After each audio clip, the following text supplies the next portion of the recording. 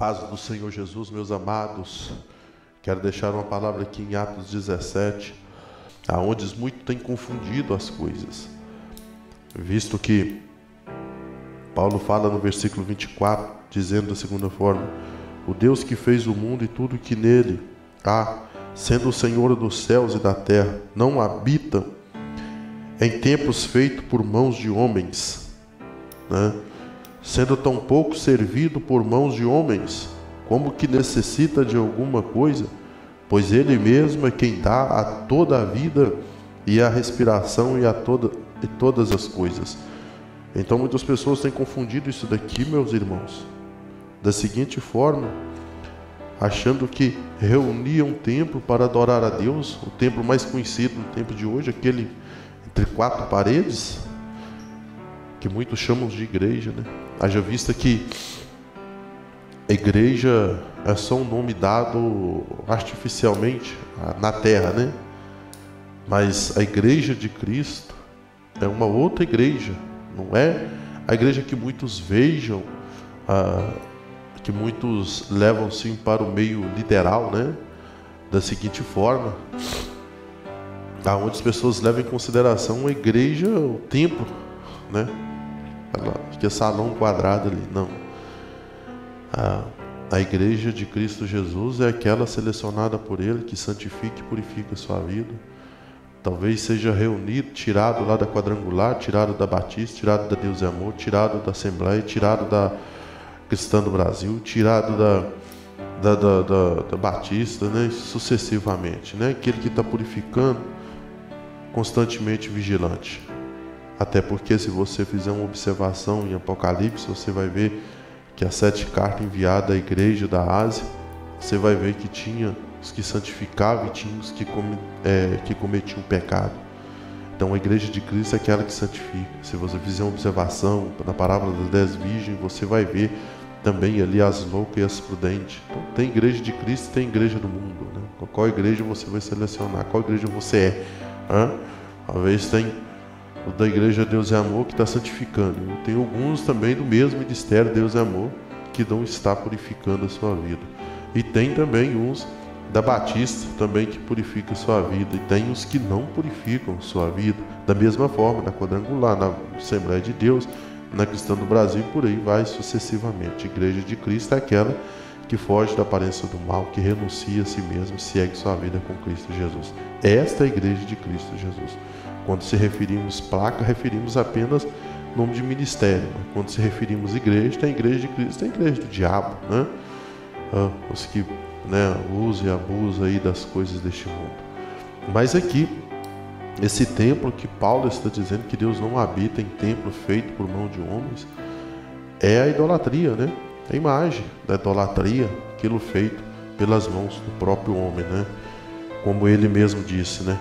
E Deus que fez o mundo e tudo que nele há, sendo o Senhor dos céus e da terra, não habita em templo feito por mãos de homens, nem tampouco é servido por mãos de homens, como que necessita de alguma coisa. Ou seja, Paulo está dizendo, Deus ele não habita dentro de uma imagem, dentro daquilo feito pela própria mão do homem. Não, hipótese alguma. Não tem como nós comparar essa fala de Paulo com a respeito de nós cristãos unirmos em 4 paredes para louvar a Deus, hipótese alguma. Não, Paulo não está referindo a isso. Paulo está dizendo acerca da idolatria. Tanto é que Paulo vem combatendo a idolatria dentro desta cidade chamada Tessalônica, que começa lá no versículo 1 do capítulo 17. Paulo vem combatendo a idolatria e pregando o evangelho de Cristo. Mas ele vai passar em alguma cidade apresentando a Cristo Jesus, ele vai passar em Afpólios, ele vai vir da cidade de Afpólios, depois da Polônia, aí ele vai chegar em Tessalonicense.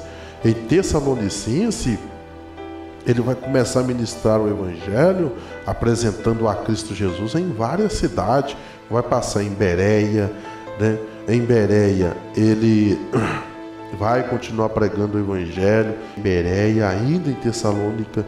Quando chega aqui no versículo 15 do capítulo 17, né, ele vai receber um convite, vai ser encaminhado para a cidade de Antenas, né?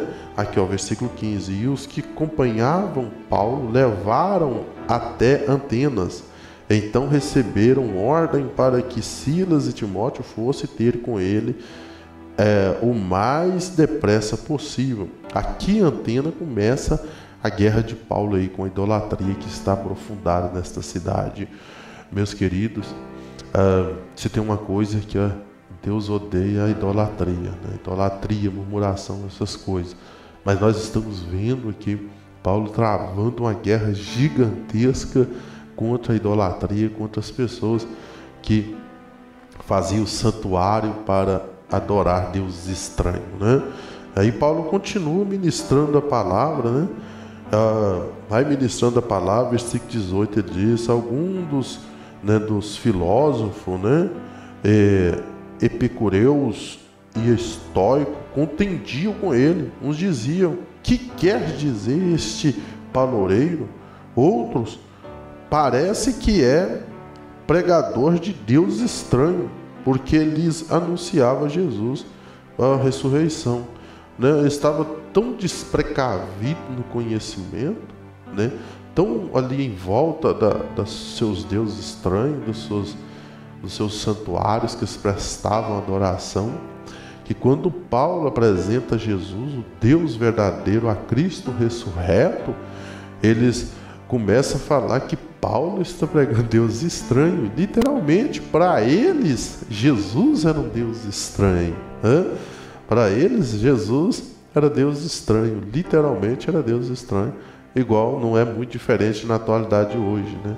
Jesus para muitos é só um nome, mas na íntegra é estranho, porque não faz sentido você ter Jesus Cristo literalmente, espiritualmente, fisicamente, como Salvador e adorar a imagem, né? Ter uma imagem diante da pessoa. Agora, quando se trata de apenas fala, as pessoas tendem a ter uma imagem dentro de casa. Como se diz Tomé, né? Tenho que ver o buraco para acreditar na ressurreição. Da mesma forma, muitos têm que ter uma imagem para crer, caso contrário, não crer. Jesus Cristo é apenas mencionado em fala, mas em prática não é aquilo. Em prática, se tirar a imagenzinha, ali a briga, a contenda, a ira, né? Porque eles conhecem apenas aqueles deuses ali, não a Jesus Cristo ressurreto. E na atualidade de hoje é da mesma forma. A única diferença de Atos 17, do versículo 16 adiante, para a atualidade de hoje, é que todos sabem quem é Jesus. Só que a maioria que sabe quem é Jesus não sabe no literal, entendeu? Não sabe no literal a capacidade de Cristo Jesus. Eles não sabem no literal. Então por isso que eles têm a imagem de Cristo. Se você prestar atenção, Pedro caminhou com Jesus há quanto tempo sem saber quem era Jesus, né? Ele sabia quem era Jesus, ouvia a pregação, ouvia as mensagens, Jesus falando da ressurreição, mas no literal mesmo ele não sabia. Ele só foi saber quem era Jesus depois da ressurreição. Tanto é que Cristo diz para ele: ó Pedro, quando tu libertares, avisa para os teus irmãos. Quando Jesus pregava acerca do amor, orar, ensinava eles a orar: Pai nosso que estás no céu, santificado seja o vosso nome, venha a nós, por aí vai sucessivamente. Pedro, mesmo ouvindo isso, ele cortou a orelha de mal, porque não sabia literalmente, né? Não era liberto, né? Não sabia literalmente quem era Cristo Jesus. Da mesma forma hoje, as pessoas, né, conhecem, sabem quem é, sabem que Jesus padeceu na cruz, né, mas não tem ali um literal dele, né? Não abandona seus feitios, né, que contamina sua vida com Cristo. Não abandona sua arrogância, sua ignorância, ainda não conheceu Jesus Cristo. Mas quando Pedro conheceu Jesus, depois que Jesus ressuscitou, o que ele vai dizer? Jesus diz: Pedro, tu me amas? Amo, Senhor. Pedro, tu me amas, Pedro? Amo, sim. Pedro, tu me amas? Pedro disse: eu tu sabes. Porque ele agora brota uma libertação. Agora ele sabe quem é Jesus. Da mesma forma vai acontecer aqui dessa frase que nós lemos, né? Até então, esses ateniense tinha que ver para crer, não sabia quem era Jesus, né?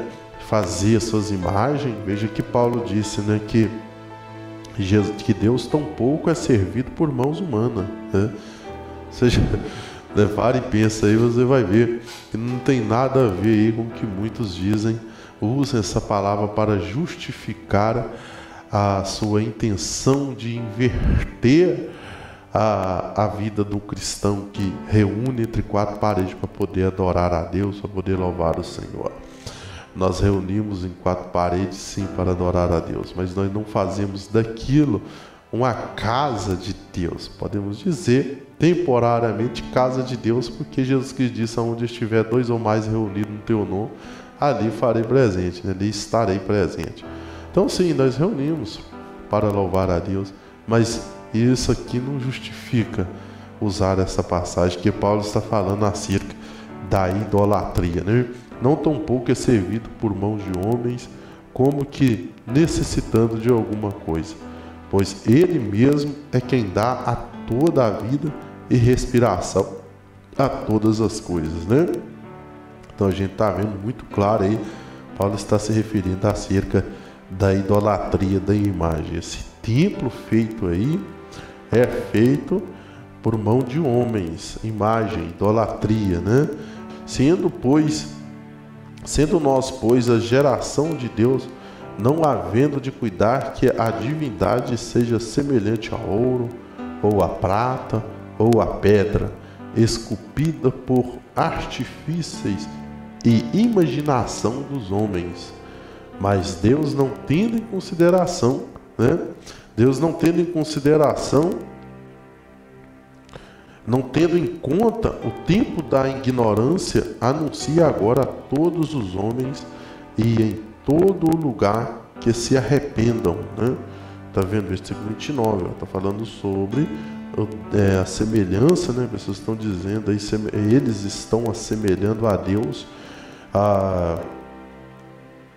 assemelhando a divindade de Deus com ouro, prata, essas coisas, né? Pedra esculpida por artifícios e imaginação dos homens. Ou seja, Paulo está dizendo: vocês estão criando um Deus da imaginação de vocês, feito à base de ouro, feito à base de madeira, né?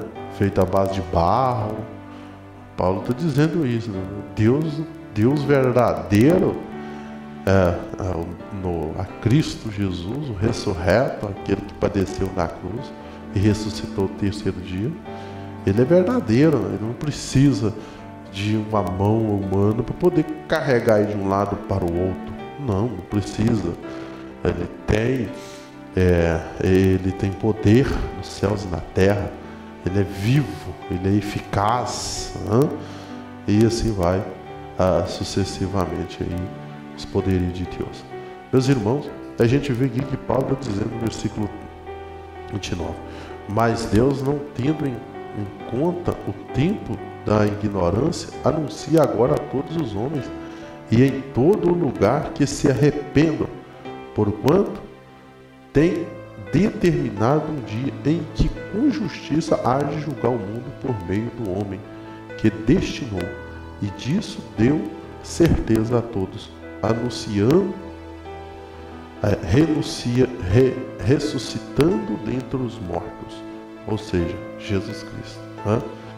E sim, é o que nós devemos fazer. Você que tem a sua imagenzinha aí, começa a arrepender e vai tratar da sua vida com Deus antes que esse dia cumpra, né? Que Ele virá julgar o mundo com seus pecados e salvar a sua igreja amada. Que Deus abençoe a todos em nome de Jesus.